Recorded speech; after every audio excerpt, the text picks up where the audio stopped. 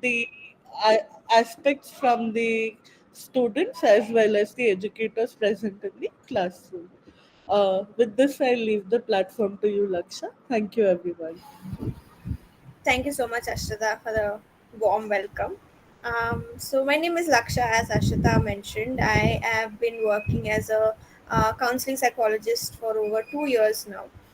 And today's topic that I'm sort of very excited to present, I think, which is something that is the almost like the need of the hour, especially for staff who are working with children or people who are around students in a classroom setting, which is emotional intelligence, right? So I'll quickly sort of take you through the PPT. I hope my screen is visible. If it is not, please let me know, right?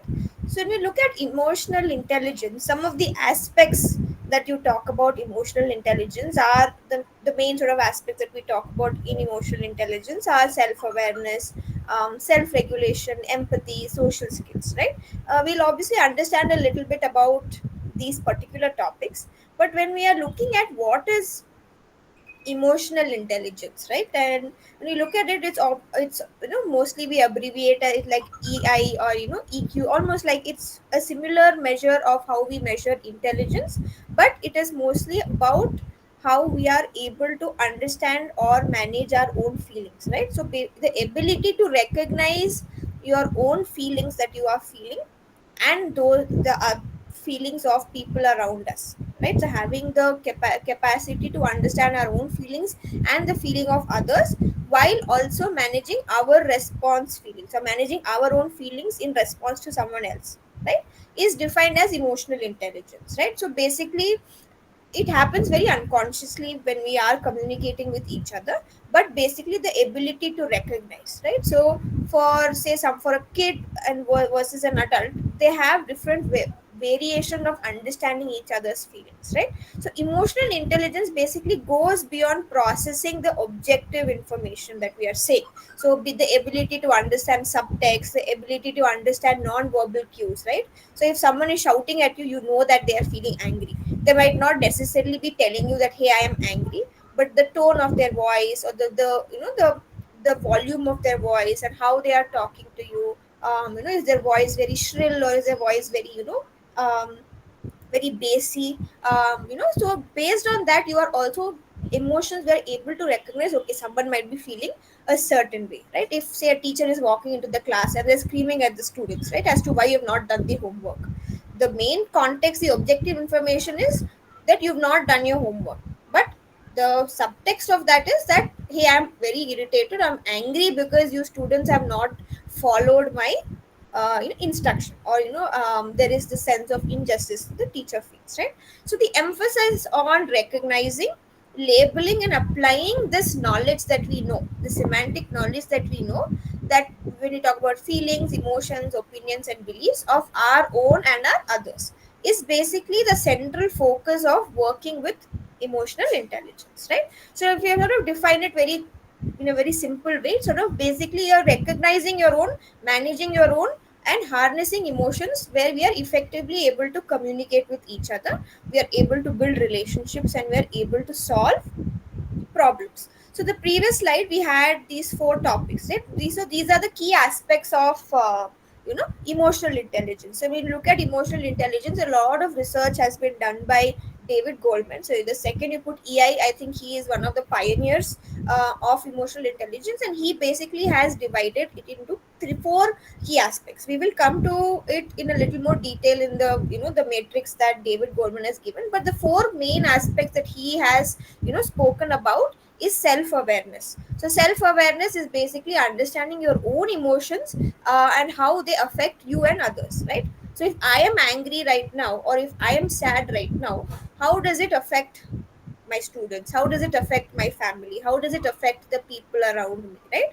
So when I feel sadness, it's not just my own emotion. Obviously if I am in my own four walls, it's my emotion, but if I am going out into the world with that emotion, how is it going to affect someone, right? Say I am irritated today, right? Because maybe say in the I woke up in a bad mood. In that situation it's my own emotion, but when I take it out, say I'm going on the bus, I'm going to my workplace, then how do I carry that anger with me? Am I taking it out on others? Like, am I shouting at the bus conductor? Am I shouting at the bus driver?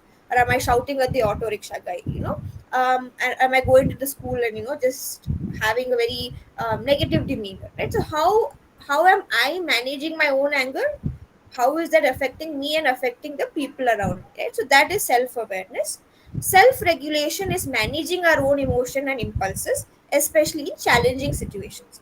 And when we look at managing our emotions, some emotions sort of it is hard to manage, right? When we are, especially emotions like anger or emotions that has a lot of physicality to it, where you feel it really heavily, it becomes hard to manage and sort of regulate yourself, say the appropriate way, especially for children and even for adults for that matter. I'm not comparing that children are the only ones who go through that. I know a lot of adults who are not regulated well. So the ability to manage your own emotions and your own impulses, especially in challenging situations, right? So if say you're in a very important meeting or you're in a very important space, so how are you managing your emotion in that space, right? So basically the self-regulation aspect. The third one is our motivation, right? So our empathy. So empathy is basically the ability to understand another person's emotion, right? So when you look at it, how are, like, when say when you're looking at someone around us and they are going through something, how can we empathize with them in that situation? I think if we are mental health professionals over here, I think empathy is a very important skill and also a very important thing to have, right, in our profession. But also I think empathy extends to a lot of, I think empathy should be a general skill for everybody, but I think it's a very prerequisite skill or a prerequisite thing for us to have as caregiving professionals, as teachers, being in this profession around children, the ability to empathize and understand the person's feeling, like especially children's feeling, and how they are sharing it to us and basically holding space for them, right? That is known as empathy. And social skills. So how, using self-awareness, self-regulation, empathy, we are able to effectively communicate, we are able to build relationships with the people around us, and we are able to solve conflict. So we look at emotional intelligence. Basically every person has to have the ability to do all of these, or have the skills to sort of exercise these particular skills: the self-awareness, self-regulation, empathy, and social skills. So when we look at, so this is basically understanding of emotional intelligence in, as a topic, like what does it mean, what are the different aspects that fall under it. So now when we look at emotional intelligence in classroom, as Ashita ma'am mentioned, we will be looking not only in the perspective of, okay, how do we build emotional intelligence for students, right? I think that's a very broadly discussed topic. I think we have SEL classes, we have life skill classes, we have so many things that is addressed towards children, but rarely I see that there is any conversation about the teachers, about the staff who are around children. We rarely look at, okay, how are they equipped to handle their own emotions, right? And we understand, as a human, all of us have emotions. Even a teacher, we cannot go, as a counselor, I cannot go in completely just like a robotic voice, take class and not let anything affect, right? So in a setting like that, so I think first I want to focus on how do we help teachers, how do we help school staff, like how do we help build emotional intelligence within us. And then obviously I think towards the end I will cover how, what are different strategies that we can use with the students as well, right? So when we look at some research, especially that has been done over understanding emotional intelligence, or just emotional regulation around for staff, basically teachers, educators, we can say that NCRT had conducted a study, so to understand the well-being of educators across 28 states and 8 union territories. So I think about 70,000 plus educators were participated in this survey. So the survey basically reported that more women educators or more female identifying teachers have reported higher self-worth in relation to the male, their male counterparts. There is no gender difference that is to be found when exercising independent authority, but when it comes to emotional regulation, they believe that they can take care of themselves.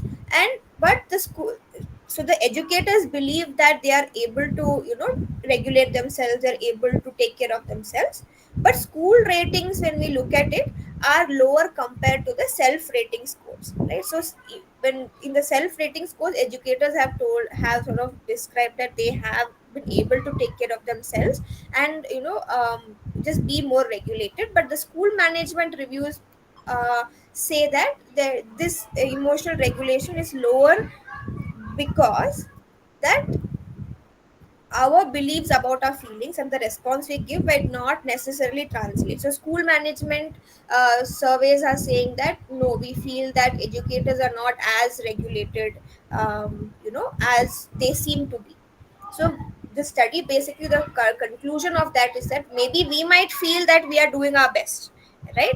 But our environment or how we respond to the environment might not be in the same manner, right? Because when we respond, we are coming from a place of okay, I know what I am doing, but the environment might perceive that in a different way, right? So when a teacher is being authoritative in class, right, for example, I can think of one example. I had a teacher when I was in school who was very particular on students coming to the class on time, right?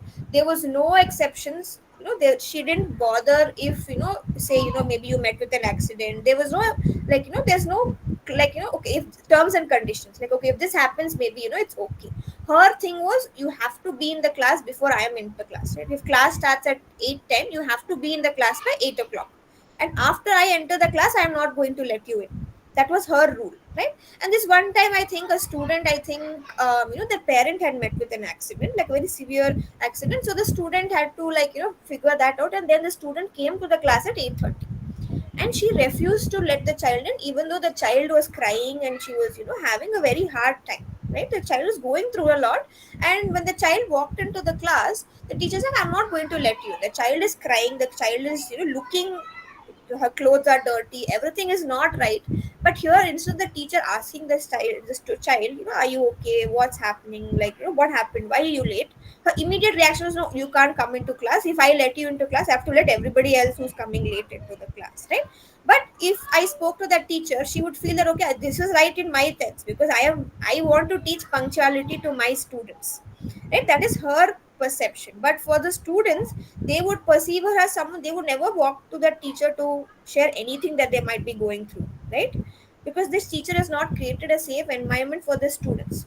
Maybe in the class she's a very nice person, she's teaching very well in the class, she's displaying a lot of care and concern. But because of this particular incident, now students might lose trust to trust the teacher. So basically, that's the thing, right? It's not just one how we display, like we might feel like we're doing right, but are we actually, is it actually translating to our, the population that we are working with?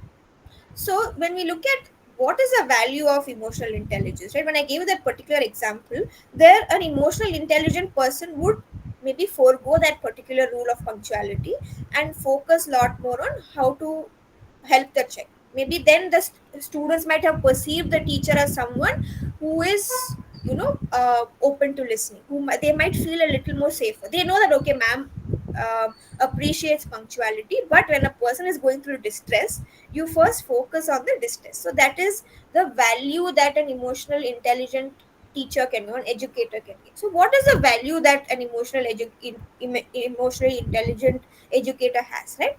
So when we look at emotional intelligence, right, even since the time of, I've been reading this since I was in my college, like when I started my career in psychology, so I was like 6 7 years back, right? So we always talk about emotional intelligence, but I've rarely seen it in any educational context. I've been working in this space for almost 2 to 3 years now, and rarely I see teachers are talking. Everybody talks about, okay, the IQ of the child, okay, how intelligent is the child, but nobody talks about how well regulated a student is, or how well regulated they are, how they are able to manage emotions. Emotions is a very big topic to talk about. So when you look at emotional intelligence, it's a very highly undermined topic or a highly undermined concept in academics, because and academics more often takes priority, right? The marks and the ranks and the exams, the competitive exams, in all of that we forget how the person is doing, basically how are they coping with all of this, right? So here are some of the ways, right? This is, I think, very common knowledge. I think if we are working in this space, we know that we've heard of these words, but it's rarely used in, it's rarely used in our curriculum or rarely perceived in our syllabus. So some ways that we can facilitate this development of emotional intelligence is regularly assess your responses to various situations in the classroom. So I think being very mindful is very important, right? Obviously everybody has their bad days, everybody has those, something our students might do that might, tick us off or make us feel like, okay, why are they doing this, why they're not understanding this topic, or we might say something in the spur of the moment, right? But constantly just going back and introspecting your day, constantly assessing, okay, how was I feeling, what, just take out a feelings wheel and just say, okay, how was I feeling in class today, right? How was I feeling in class today while I was teaching this particular topic?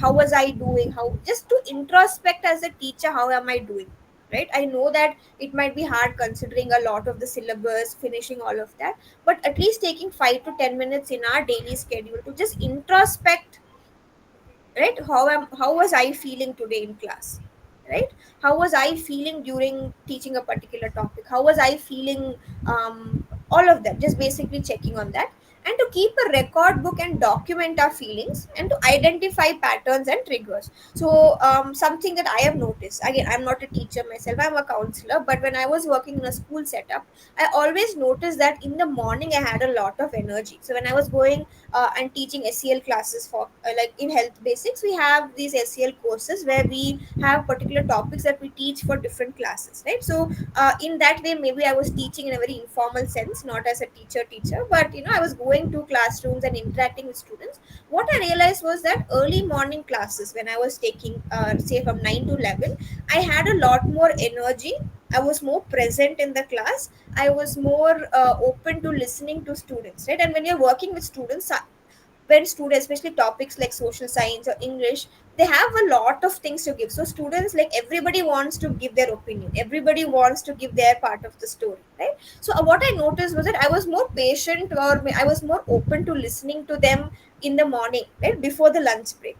But post the lunch break, what I noticed was that I would maybe ask like 2 3 students and then move on, because I was like, I need to finish this, right? So again, it's a very unconscious thing that has happened, but I noticed, okay, then what I started doing was I scheduled all my classes before lunch, and then after lunch I kept it for my 1:1 cases, right, for my counseling.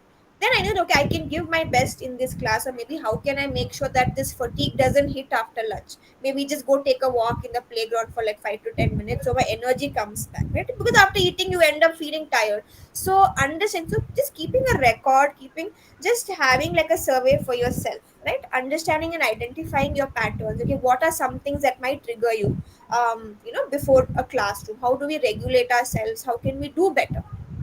And also reflecting on your student interaction and colleagues to understand emotional impact, right? So what, sometimes, say a colleague might say something to us, or a student might say something to us, or the tone that they might have used, right?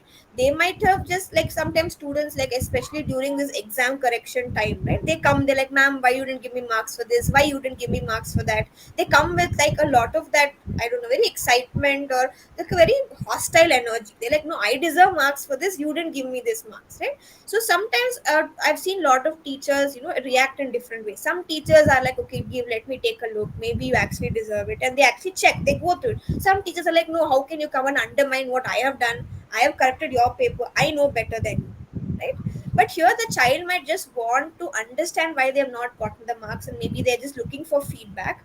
But if the teacher perceives that as a, direct attack on their, their skill, or their perception as a teacher, that might affect their self confidence. So the teacher might react in a very hostile way, saying, no, I'm your teacher, you don't question me, right? So here the basic conversation was just the student looking for feedback. Maybe the student came and asked it in a hostile way, so the teacher answered in that way, right? So how a different, just a basic tone, or the basic volume, or the basic way that we, say certain things can affect.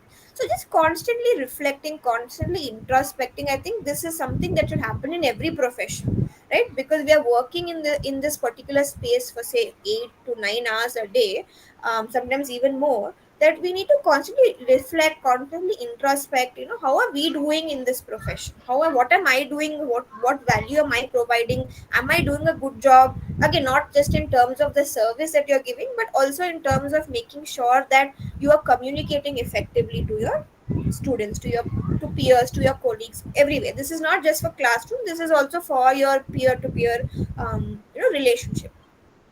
And basically what this does is also improve your level of communication, because you are always thinking before you speak. The second you start reflecting, you start introspecting, the next time something like this happens, you are more mindful on how you will reply, right? Okay, maybe if I speak in this way, it might affect them in that way, so I will make sure that I am talking in a more, my tone is more respectful, my tone is more, in a affirming way, that my tone is helping affirm the child in front of you. So while developing emotional intelligence, or expressing care in the classroom, it is very vital, right? So when we express, so one, now we spoke about how we are reflecting our own day-to-day activities, how we are reflecting our communication with our students. But in a classroom, how do we express emotional intelligence? Is one is to active listening. I think active listening is very important, by fully concentrating on what your students are saying, without interrupting, without without stopping them, because I think students have, maybe they might not have, like, communicate in a more crisp way, right? They will have a lot to say, so they might go around the, the bush. They'll be like, ma'am, this to actually, that they're coming to this particular point, but they are just taking time, because they are still, their vocabulary, their grammar, all of that is improving. So it will take for them some time to come to that point. But the second we are, like, okay, finish fast, like, I can't listen to you, like, speak, so that immediately puts this thing that the child might feel insecure. They're like, okay, ma'am doesn't want to listen to me. That is the immediate thought that happens, right? And with kids, it's very straightforward, right? These emotions that they feel, it happens so quickly. I think you also realize it after you've done it sometimes. Again, I'm not, like, I would say, when I'm working with younger children and I'm doing these classes about, mental health, and I'm doing it about self-awareness, all these self, sometimes I would get frustrated, like, why are they not finishing fast? I know what you're trying to say, just move ahead. But again, it's a very human, sort of, I would say, it's a very human thing to sort of feel frustrated, but be mindful of that feeling, right? To be mindful, and to just communicate with yourself, okay, okay, I know you're frustrated, Laksha, or I'm frustrated, but we need to give space for this child, right? So by practice, and immediately your mind, the second you speak that to yourself, you are more, and then just focusing on what the child is saying, and bringing yourself back to the present. So by practicing active listening, and by fully concentrating. Second is to validate the child's feeling in the classroom interaction. And this is something that we need to do, especially when there's conflict with, like, two students, right? When, say, two of them have gotten into a fight, or something has happened, and instead of taking one person's side, and this usually happens with, in conflicts, either if it's a boy girl conflict, the teacher always, or most of the time, takes the side of the girl, like, you're a boy, you're not supposed to do it, right? But then we're not understand. I know that the fight, whatever has happened, only what has happened off the fight. You don't know both of their, intention, you don't know all of that.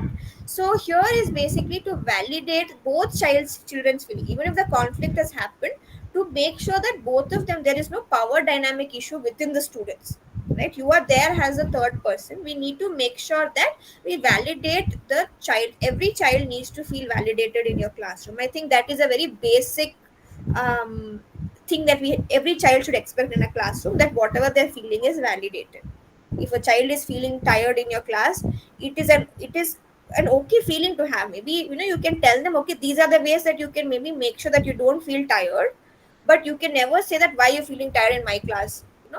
That is a very authoritative tone, that means that you cannot do certain thing in my class, right? So then, there is no right or wrong, and there's only perspectives, right? And they are children, they are still learning, right? The second we make it black and white thinking, suddenly it's very binary. So I do this, I can't do that. But rather than understanding their perspective, and even children have their own intuition, right? We shouldn't sort of, as an adult, I don't think that we need to have that, superiority complex, that I know better than them, because of course you know better than them. They're obviously, it's a 5-year old or 6-year old, obviously you will know better than the child. But that doesn't mean that the child is wrong, or a child is, right or wrong. It's just their perspective. If it is a perspective that is, say, harming someone else, we need to change that perspective, but we never have to negate it or make them feel guilty for having that.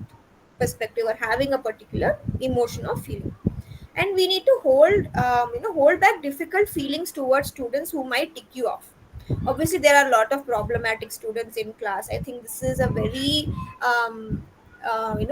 what I've observed, at least during my classroom observations, is that there is always this particular animosity towards one, or the last, the backbenchers, or the students who are who are constantly naughty, or the troublemakers. There's always a hostile energy from the teachers who are in a particular class.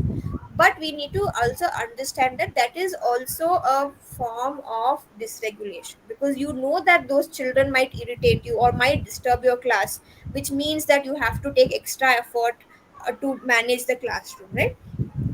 So here we need to sort of practice to learn to hold back certain difficult feelings, right, that might tick us off based on that particular student. And instead we need to again focus on sticking to the topic and sticking to the expectation that is set for the students, right? Obviously there needs to be certain rules and regulations of the class, and if the child is not following that, there needs to be consequences. But we shouldn't have particular animosity to say X student or Y student, constantly targeting them or just looking at them and feeling a certain way. That is not healthy. But say if this child is constantly making trouble, causing trouble in the class, then obviously the consequence is something that you need to set in the start of the class, right? If students are disturbing in my class, they will be sent out, right? That is the next thing that you need to do. That ends there. We shouldn't have this particular anger or particular animosity towards X child or Y child, right? That division should not happen, is basically what we're trying to say. um yes. Someone has raised their hand. Actually, I'm on.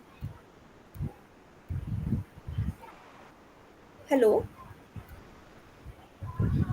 We can put our questions in the chat. I think we will, come back towards the end. If we do have any questions, we can keep putting them in the chat. I think post the session, I will answer the questions so that we don't get, diverted towards or just get distracted, basically.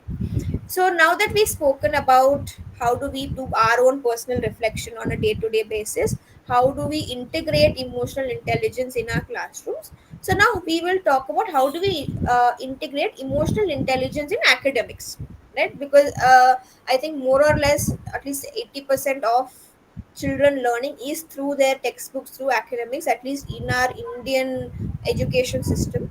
So a curriculum that is consistent, but the perception that of the curriculum can evolve, right? So basically not having a very strict curriculum. So this is what I'm going to teach, this is what I'm going to do, because the textbook says this, I'm going to do this, right? We can always use, especially when we look at social sciences and we look at language, when we look at all of this, there's a lot of opportunity for us to inculcate emotional intelligence in students, right? And the very best way to inculcate it through academics is through storytelling, is through connecting with characters, connecting with, like if I'm thinking about it, basically in social studies, when we look at history, there are a lot of characters, there's a lot of people stories, right? So understanding their when you look at history, there's so much of context that can help students in improving their emotional intelligence, right? Looking at say certain figures in history, like say Mahatma Gandhi or Martin Luther King, or a lot of activists. So what were they feeling when they were going through this, right? When Gandhi was going through the Dandi March, when Gandhi was going through the struggles during independence, what do you think the people who were living then might have felt, right? Or when people were going through different social movements, what do you think the people might have felt, right, to that right to get the justice that they deserve, right? Or when we look at our stories in English, in Hindi, in our languages, whatever language our students are learning, how there are so many stories, so we can use those stories also to build emotional intelligence that might not necessarily be available in the curriculum or in the textbook, in the back, in the question answers, but we can use those stories to inculcate emotional intelligence with our students, right? So being mindful to engage in emotional intelligence skills with students in academics, right? So when we can again, as I was saying, we can ask students to infer how a character feels when you are reading a lesson, right? So if we have some English teachers here, or we can even take it from different stories in the textbook itself, right? Ask them to identify what they might have felt in a particular situation or in the same situation, right? So this helps students identify and build empathy skills, right? Empathy, problem solving, decision making. Because right, you're telling, okay, if you had a choice to do X and Y, what do you think the character should have done, right? And we have to ask the students to justify why that particular thing, right? So the decision making, problem solving, empathy building, again, awareness of certain emotions, just the naming of these emotions or how this emotion might feel to them. All of that, I think, is very very important, and I think you can integrate it very well in academics, right? And I remember one teacher in my school. Again, I went to school, I think it's been about 10-15 years since I graduated from schooling. This my English teacher, both, I think both my language teachers were very particular, and this was not something back then. I think we didn't have these terminologies, or maybe they weren't as aware as teachers are today. But they still always made, at least my English teacher would make sure, when we are reading, say, Shakespeare, we are reading all of these dramas, not just to focus on, okay, these are the characters, these are the things, but to make us just break down that character, go into the character's mind to understand why the character is perceiving things a certain way. What is this thing? So we're constantly breaking down, we're constantly going into these things, right? And what that made me at least interested, because I think a lot of people like them are who inspired me to get into this profession, right? So was this ability to get into a character's mind, right, and think in that character's way, how that character might have thought, right? So one example I can think of is when we look at Julius Caesar and that Brutus story, right? So when Brutus is Julius Caesar's closest friend, and then Brutus, you know in public stabs Caesar. So why did Brutus do that? What made Brutus to get to that particular point, right? So we are getting into the character. How can he break trust or break that friendship that he had with Caesar? So a lot of that, just getting into the characters, when, and this was something that was just done in a classroom setting, right? In one class, we just sat and discussed, and that just we're able to and I always go back to classes like that, and I always try to use that in my practice as well. When I'm looking at students, I'm teaching them, rather than just telling them, okay, this is what is self management, this is what is self awareness, this is what is emotional regulation. I build characters for them to empathize to, right? And storytelling for children is one of the best ways that we can connect with them, at least for topics like emotional intelligence and all of that. So again, so now coming back to students, I think the teachers part we have covered. I hope we are able to get some clarity, at least for ourselves, and we are able to reflect into ourselves, as teachers, as people in this profession, if we are working around children. So what is the value of emotional intelligence for students? I think when I started this PPT itself, I think I was mentioning that you know we talk about emotional intelligence, at least for students it's spoken about a little bit more compared to teachers. But students learn emotional regulation, they learn empathy, and a lot of this decision making in the school environment itself, because again, students are also spending about good 10 hours in the school, right? So they are learning a lot of this, right? They are learning that you can't just say something to another person and be okay. There are consequences for things that I'm saying, right? I can't just use a derogatory word because I know of it or I've learned it somewhere else, and I can't use it to a friend because that is going to hurt my friend's emotions, or my friend can go and complain to the teacher and I will have consequences. So in the school is where the student is learning very very important skills apart from their academics and their intelligence and their academic part. They're learning how to regulate their emotions, right? When someone is hurting them, when say someone has pushed, it is with younger children, if someone has pushed you, obviously it's going to hurt you for some time, but like, how do I regulate myself and carry on, right? How do I build that resilience? All of that is happening very unconsciously on a day-to-day basis with students, right? So wider exposure to peer group from multicultural environments and expectation to perform with academics and extracurricular will motivate them to take responsibilities and in the classroom and school environment. So in a class, when we look at it, obviously in a tier 1 or tier 2 cities, uh, there are kids from different religions, different backgrounds, different ethnicities sometimes, or different there are a lot of differences. One child and the other child is not the same, right? There are so many different dynamic factors that we have to consider when, and in this meeting itself, right? My background and someone else's background might be totally different, right? Our upbringing, our cultural context, our religious context, all of these contexts are different, and children are exposed to these groups from a when they come to school. Their peer groups are different, right? When we don't pick up peer groups in a school based on, okay, you know this language, you like this, okay, now you are my friend. But we would rather mingle with everybody, right? We might mingle with the girls and the boys, and everybody with different backgrounds. Obviously there might be certain similarities, but there are also other differences. So how we are exposing ourselves, how we are performing in our academics and also in our extracurriculars, all of this together is able to build a child's emotional intelligence, right? So but we can say that statistically students who have the least exposure to self regulation skills have been bullied, right? Been accountable for disciplinary issues, have difficulties in adjusting to classroom and making friends. So when a student is having least exposure, right, say like they have not seen students with, say, when we look at or example I'm thinking of is, say there is a child who is having a certain disability, right? uh, all the other kids might just be able to empathize with that particular child's disability, right?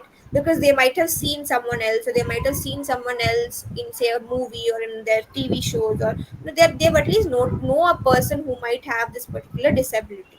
But a child who is going and constantly bullying the child who is disabled, or who say who's having a lot of behavioral issues or is having a lot of disciplinary issues, is because they have the least exposure in self-regulation skills. Either the thing is at home they've been pampered a lot, they've not been taught that exists a certain way to behave, this is the way we need to socially behave in a particular environment, we need to regulate ourselves, right? They don't have those skills, or they don't have that understanding. So that is where there's a lot of this tendency to like bully, to like to cause chaos, to just have a lot of conduct issues comes in, and also have difficulty adjusting in classroom.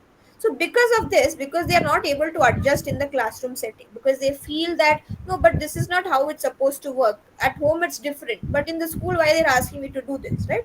If they're not able to adjust to that or just regulate themselves, what happens is obviously the friends around them will see this and understand, okay, I don't want to be with friends with someone who's constantly bullying his friends, or someone who's constantly causing trouble in the class, right? So here we need to, if we are, say, having a child who is struggling, or who is being bullied, or who is bullying, we need to understand that we need to give them this exposure of this self regulation skill. So we need to build that particular skill before say blaming the child. So we need to understand that perspective. So basically having a good or highly emotionally intelligent child, or is that they are able to adapt to their environment, to the different challenges and the different emotions that is put around them, right? So here we can, how can we teach students emotional intelligence? So here this is the quadrant. I think when I started the presentation, I had spoken about David Goldman's emotional intelligence quadrant, right? So here this is again, I think if we are mental health professionals here, you must have seen this, but for someone who's seeing this for the first time, I'll just zoom it a little bit. Okay, I'm not able to zoom. I hope it's visible for everyone. Just give me a thumbs. Yes, yes, It's visible. yes. Thank you. Thank you. So here, when we look at it, there is one part of the quadrant which is the self, right? Which is the self, and then the other quadrant which is the others. So others is basically people around us. We can just call it as society, right? And then the top part of the quadrant is about how are we able to bring awareness to a particular emotion or a feeling, and the bottom part is the how are we regulating, right? Only when there's awareness you can regulate. If there's no awareness as to what you're feeling, you don't know what to do with it, right? So awareness is the first step, then comes the regulation or the control. So and there's two parts of it, which is the self and the others. So when we look at self, our self awareness is the recognition part, right? So when we look at self-awareness, it's our emotional self-awareness, our self-assessment, and our self-confidence. So our self-esteem, how a particular thing affects us, all of that is under the self part, right? And then the self, in reaction to that, is how we manage ourselves. So it's our self management. So it's our emotional control, it's our adaptability, it's our motivation, it's our initiative, and how optimistic we are towards our emotions, right? Obviously there is going to be a array of emotions happening at once, right? But being aware of that and reacting to that in a very socially acceptable way, and also in a way that does not distress people around us, right? And when we look at the others context, which is the social or a society, when I say society, I mean classroom, everybody, people around us, right? I think society was a more cohesive word. Is again social awareness. When you look at social awareness, it is our empathy, right? It's the ability to feel the pain of another person, right? Our organizational awareness, when there is a particular situation happening around us, how are we able to accumulate people and get something done, right? Say a group project, a very good example is a group project. So you can always look, right, that in a group project there's always everybody wants to work towards that particular cause, which is that finishing the group project, right? So how are people able to divide tasks equally? How are we able to understand each other's emotions? So there is a sense of empathy. Okay, maybe you are not understanding this particular topic, I will take it up, you take this topic, it might be easier for you to understand, right? So that organization awareness and the service, right? So how are we providing? So a lot of social work, how do we help someone else, right, who is in need? How do we even understand if they are in need of some help, right? If this is a very common example, I think it happens very unconsciously, is that say you're sitting in an exam with someone you don't know.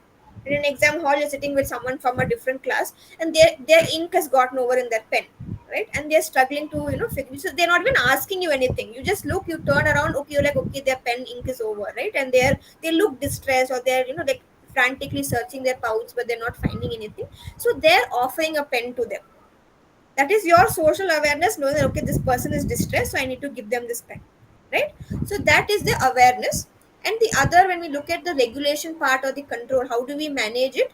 That is known as relationship management, right? So how do we build certain bonds with each other? How do we manage conflict, right? If in a group there is a fight, how do we manage that? How do we encourage teamwork? How are we able to work in a team, right? I know a lot of people who cannot work in a team, right? This is like functioning adults I'm talking about, where they're like, no, I have to do this myself, I cannot let you do, or I cannot let you touch that.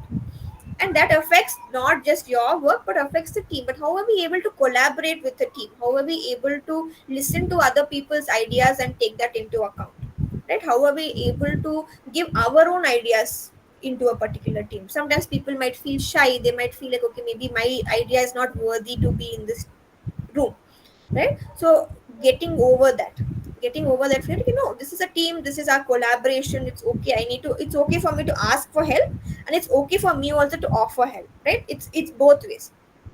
And also, how much influence do we have in a social group? How much influence do we have in a society, right? Say this again, this is something I've noticed in these apartment groups, or the many neighborhood groups, is that how much influence do I have in this particular group? Maybe I might have lesser influence compared to my mother, who's been living in the same society for say 50 years, right? Whatever, if she is telling something, people will listen to her. But if I am saying the same thing, they might be like, okay, you're still younger, you still don't know, right? So how much influence do we have in a particular group? But I cannot push that and be arrogant and say, no, you have to listen to me. That is negative influence, right? Because I know that I'm still a young person in this group, and maybe my influence might not be as much as, say, someone of an older age like my mother or my father.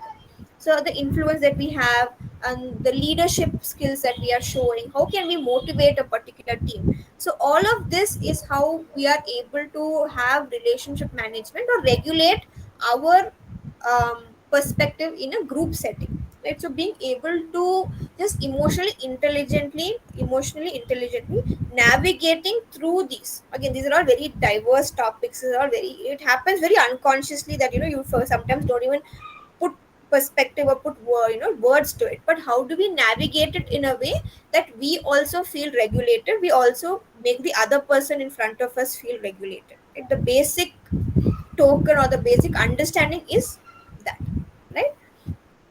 So for when we look at emotional intelligence in students, it is vital is that how can we help students in understanding emotional regulation is, one is to acknowledge, sense the feeling, sense the emotion, acknowledge the feeling, and identify more facts and accept the feeling, and then we can reflect. Only when there's acceptance there is reflection, right?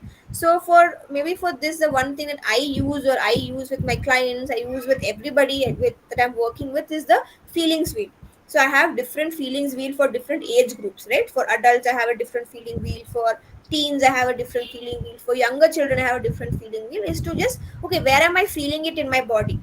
Something is happening, where is it happening? Is it happening in my head? Is it happening in my chest? So just giving them a body scan.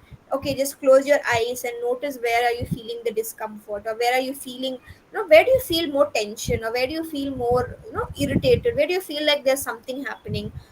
Then acknowledge that feel. Okay, I feel it in my chest, I feel it in my head, I feel it I can feel my eyes hurting, I can feel my mouth is drying up, I can feel my ears are getting, my ears are ringing. So, acknowledging those particular feelings, then we add more facts. That okay, right now my chest is tight, and my head, my temples or my head is hurting. Okay, maybe I'm feeling angry, maybe I'm feeling anxious, right? So identify it, and then okay, right now I'm feeling this feeling, except okay, I'm feeling anxious, I'm feeling angry, I'm feeling irritated, I'm feeling frustrated, I'm um, feeling like I've been betrayed, right? So different words again evoke different emotions, right? And then we reflect on that particular emotion. Okay, why am I feeling that emotion? Is it because my friend said this that I feel very betrayed, or this is why my friend said this so I feel angry, right? And then to reflect on that, and then how do we act?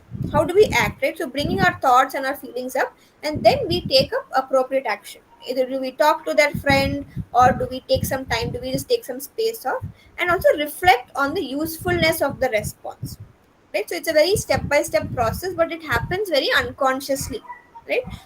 And for someone who is very emotionally intelligent or is able to understand these cues, it's like your body is telling you exactly what it wants, right? Your body, this is what I want, this is what I'm feeling. It happens very organically, I think that's a better word. It happens very organically.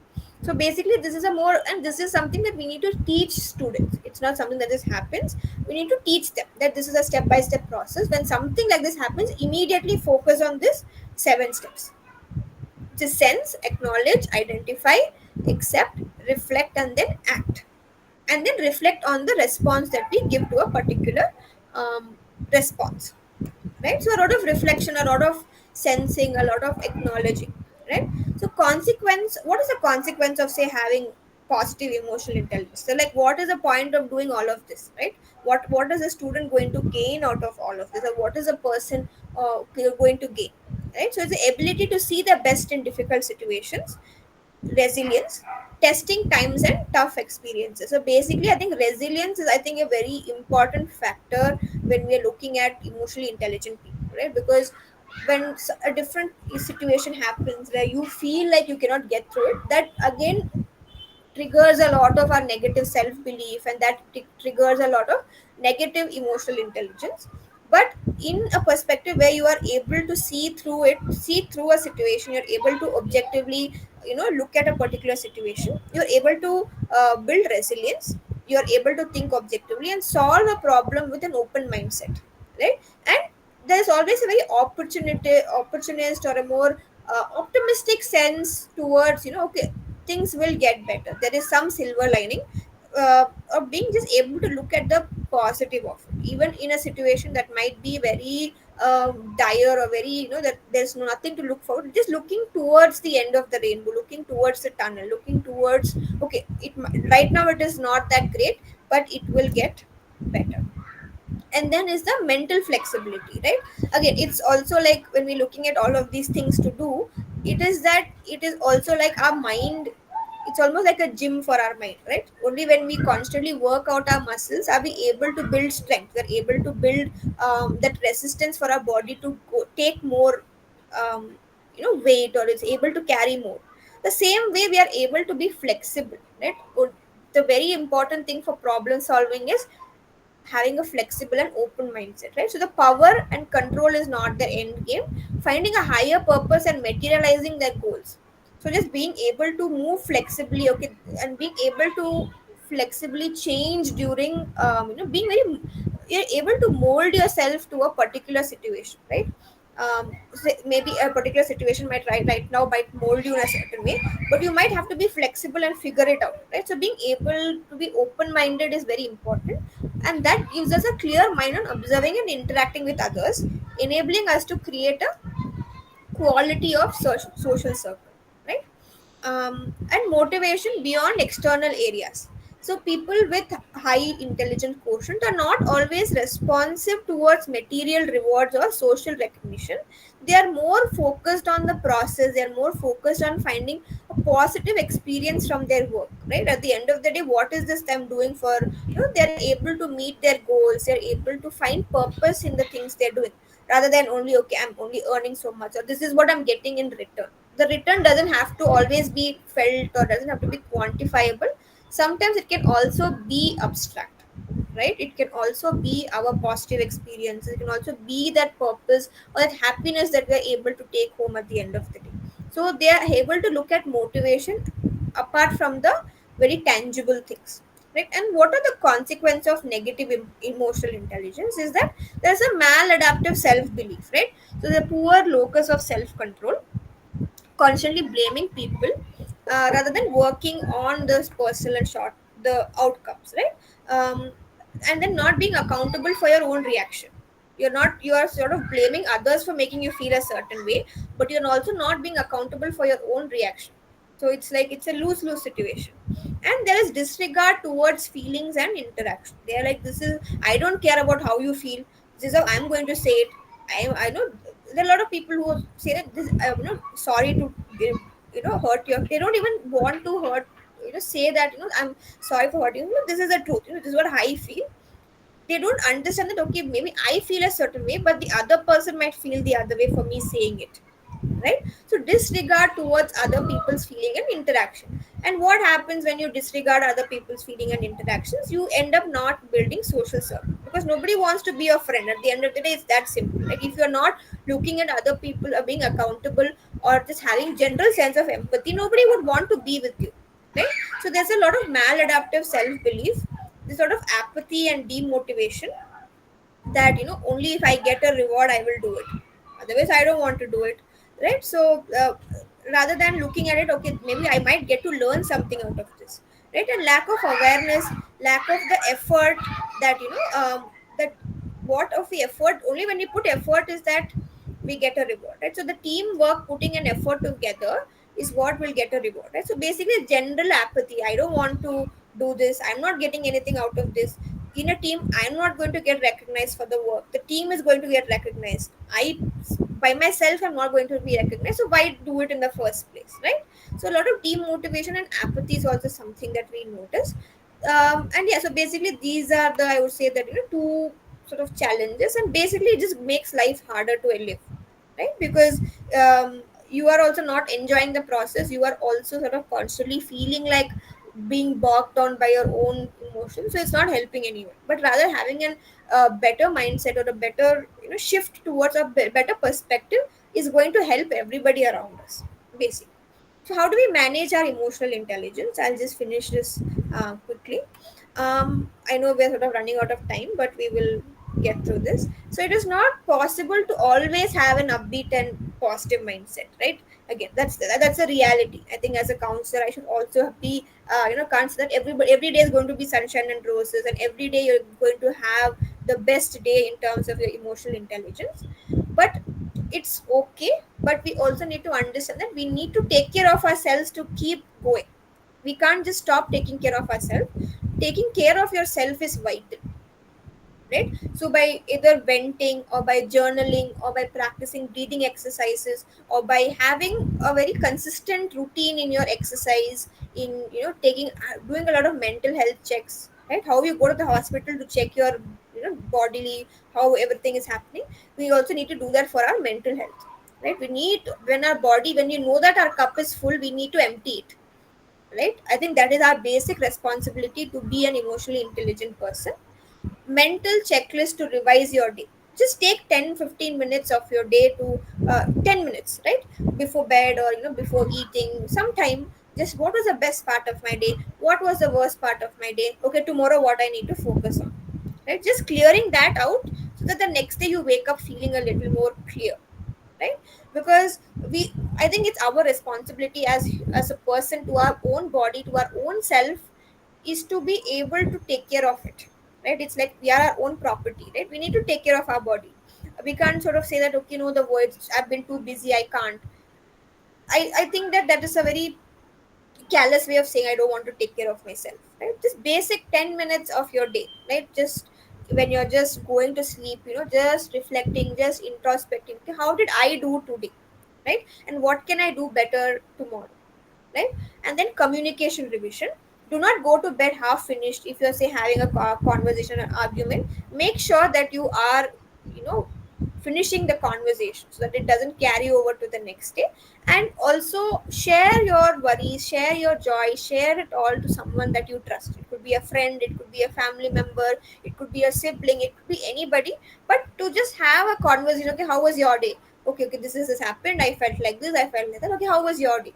Just again 5 to 10 minutes in a day, right? And also pursuing a lot of hobbies, pursuing a lot of things that will make you feel better without your without like a reward, like say reading a book before like half an hour. So taking time off on a day-to-day basis to taking care of yourself is very important.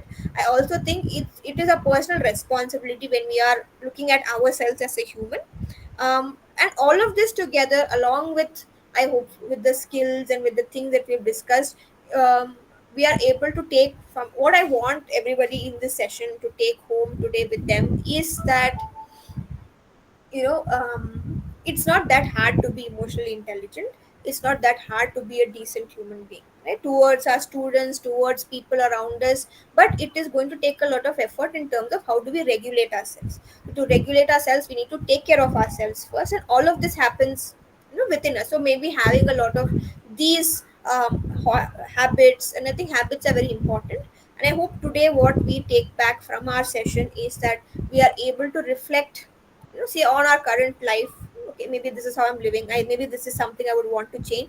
To just introspect on the quality of your life, and to introspect how that might be affecting the people we work with.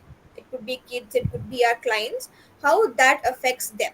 And what can I as a teacher, what can I as a special educator, what can I as a teacher, counselor, what can I as a person working in a school setting, what can I do to be better, right? I think with that I would like to sort of end this conversation from my end. um, I thank you so much for patiently listening to me. If you have any questions, you can put it in the chat. I am open to take questions. I think I'll just extend it for like 5 to 6 minutes, and then we can close the conversation. um, yeah, so if you have any questions, please feel free to put them in the chat. I am here to answer them, and I hope it was a meaningful conversation today. Thank you.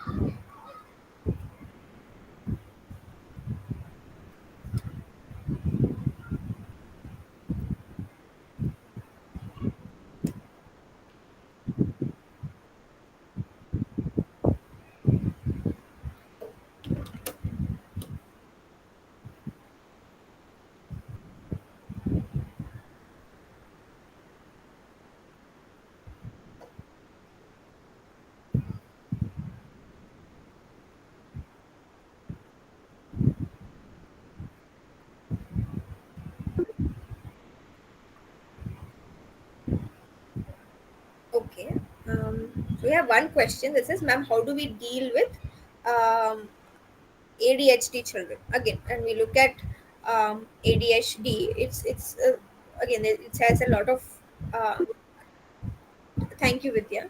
There's a lot of I think I need a lot more context to understand. Okay, what is a child? What is the behavior of the child?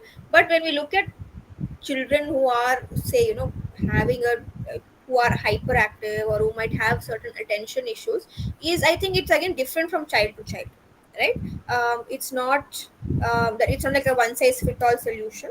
It's to understand what are the challenges of this particular child, and then I think one way I would say, to I wouldn't say deal with them, but to say how do we work with children like them, right? Is that we need to understand, okay, this is something that is a disruptive behavior, or this is something that is maybe hampering their own, learning, the learning quality or whatever. So how do we help them?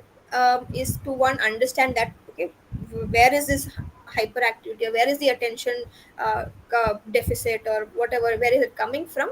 And then I think it'll be a very, I would say, very step by step procedure. So first, understand the child, understand, okay, how is it hampering them, what are the different things that are making, reducing their quality of, learning, and then going step by step, and then helping the child. But at the end, it is, I think, our goal as a teacher, special ed, or a counselor, is to first understand the child. So, where is it coming from? What is a particular thing that might be triggering this reaction? Is there something in the class that's making him feel a certain way, or is there something in the class that might make him feel, okay, I don't want to be in this classroom? So seeing if that can be negotiated, but also I think a lot of empathy, a lot of just patience and empathy, I think, is one way that we can work with them.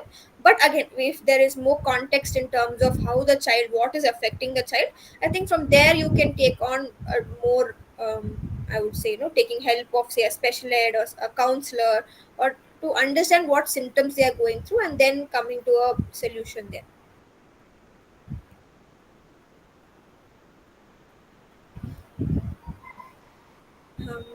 I think we will wrap up for now. Thank you so much for that question, and thank you, Vidya. I think we will wrap up for now. Thank you, everyone, for attending the session. I hope you have a wonderful evening. Please take care and have a good evening. Thank you. Thank you, ma'am. Thank you.